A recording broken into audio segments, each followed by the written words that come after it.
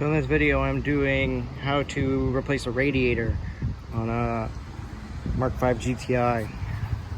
So I've seen those videos, there's not really a good enough video for it. So obviously first thing, you're going to take the front bumper off and the headlights out. If you want to know how to do that, watch my headlight housing replacement video, and that'll show you exactly how to take the front bumper off and the headlights. Next is I took off the noise pipe, if you don't already have that deleted, and then my intake and everything. So yeah, my radiator's bad. So the next thing is you will have to disconnect on both sides the charge pipes. Obviously all the electrical connectors that are connected to the core support. So there's this one, you pull down, like with pull down, and then this pops out. Same for the other side. Where'd it go? Yeah, right here. So pull down, pops out. This is the headlight. You'll have to disconnect that connector. Anything that's connecting the core support to the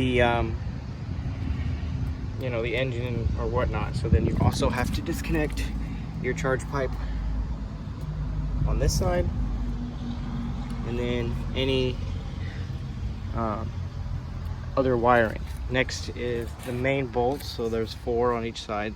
There's 16 millimeters here and here, and 2 on each side, T30 Torx here and here. And then the core support, you'll move that forward and you'll be able to take, and then you obviously have to drain your coolant. So you'll drain it from underneath, then you'll be able to disconnect this hose, and then you'll be able to pull it forward and disconnect that hose. I'll show you more later when I get further along. So this is under the driver's side of the car, next to the charge pipe. There's the main cooling fan right here. This is the cooling fan connector. First thing is you'll take out this clip here, and then you'll be able to, this is like a locker, and then you'll be able to just push in and then pull the connector out for the radiator fans. Do now is so I just disconnected that radiator fan connector. Next is, these are the charge pipes, so I'll get those off. And right here, there we go, here. Whole purpose of that is once we get these bolts here, these 2 here and 2 here, and then 2 here, 2 there, to pull this whole thing 1 inch forward. You're supposed to take this whole thing off, but I think I can just slide it all forward and then give me enough space to pull everything out through the top.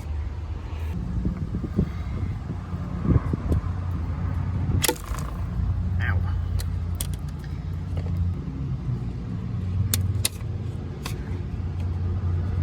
Shit.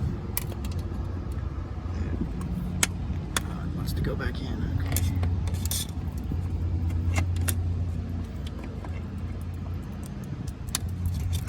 Should be enough to, yep, there we go. Might be some oil come out. So when you're looking at it from the front, it's AC condenser, intercooler, radiator.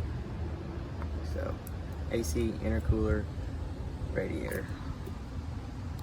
Okay, so to drain this sucker, you have to get to the hose down there. Let me get a better view. You have to, so this is the lower radiator hose.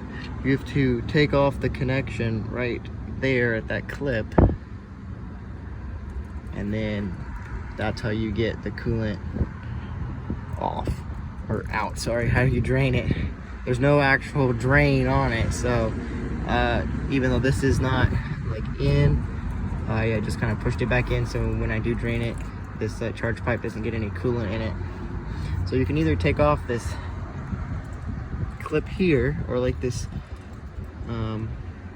clamp and off that way, or by the quick disconnect up there to drain it.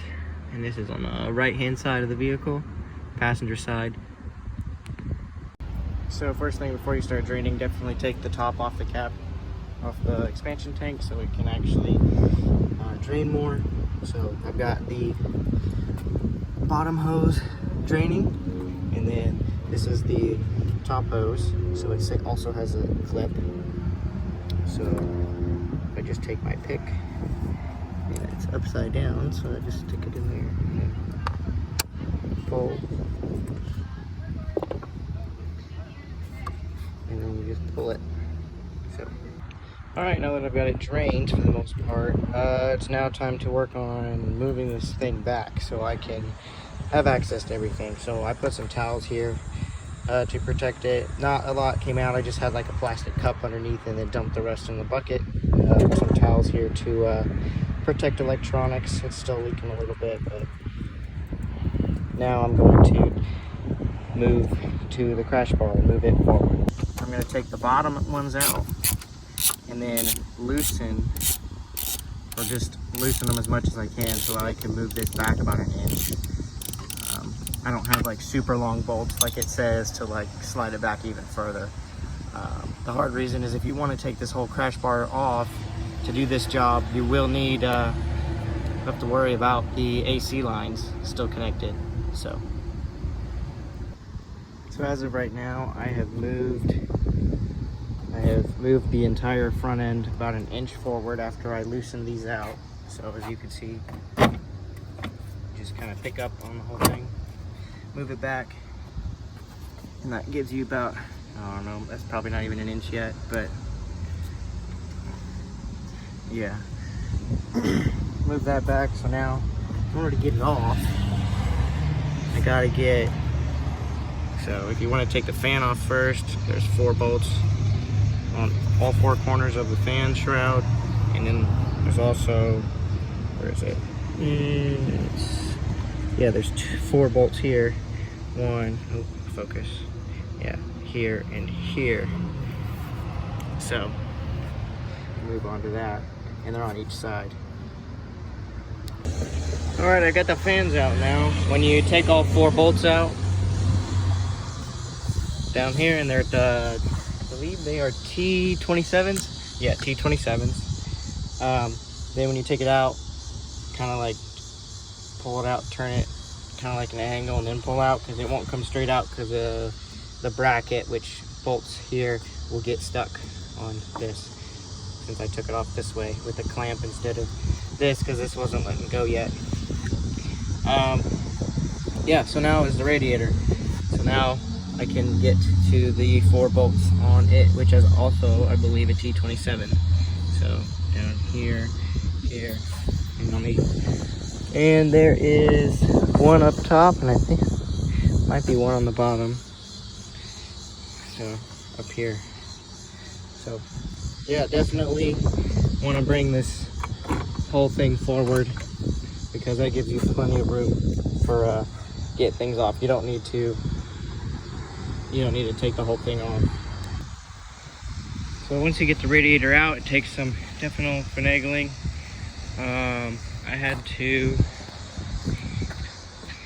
disconnect this AC connector in order to pull it out, because it was going to get hung up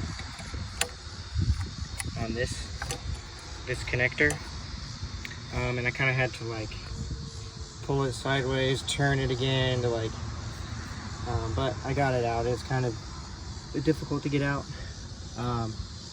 Next thing is these. So I couldn't get them off while it's on the car. When I took the clips out, it definitely takes some force to actually pull these off.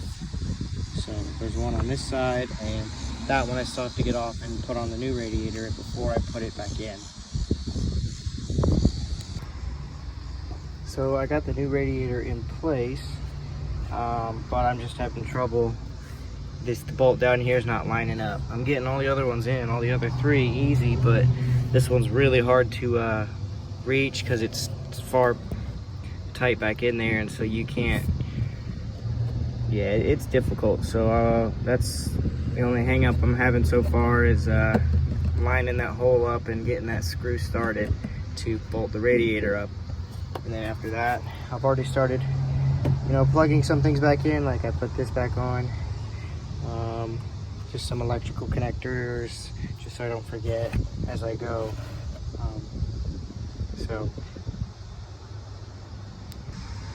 So now I've got the radiator finally on. I had to take all the bolts off again and just kind of try to align it on that one corner first, and then I could get all the rest of the screws. And then I keep saying bolts, screws. I've reconnected all of the coolant pipes.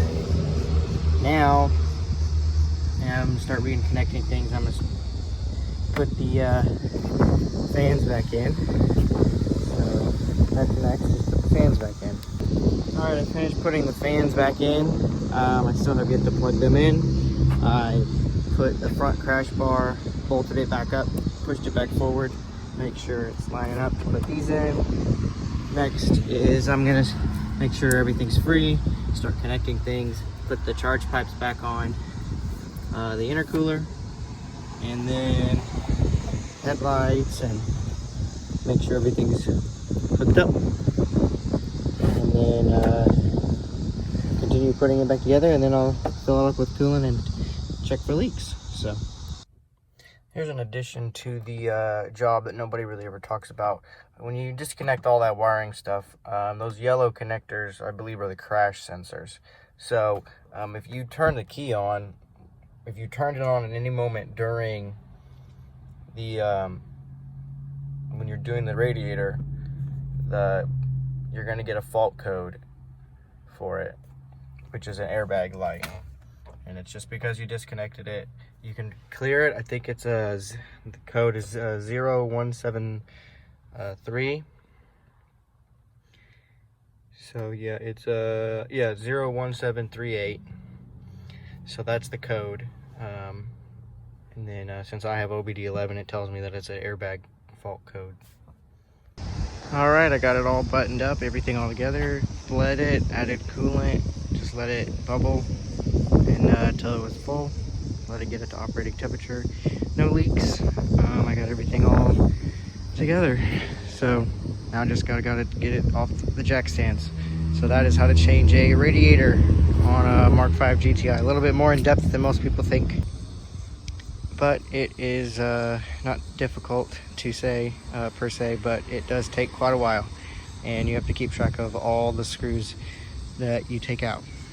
But it's definitely doable for a DIYer if they don't want to spend a crap ton of money at a dealership or a shop. Thanks for watching.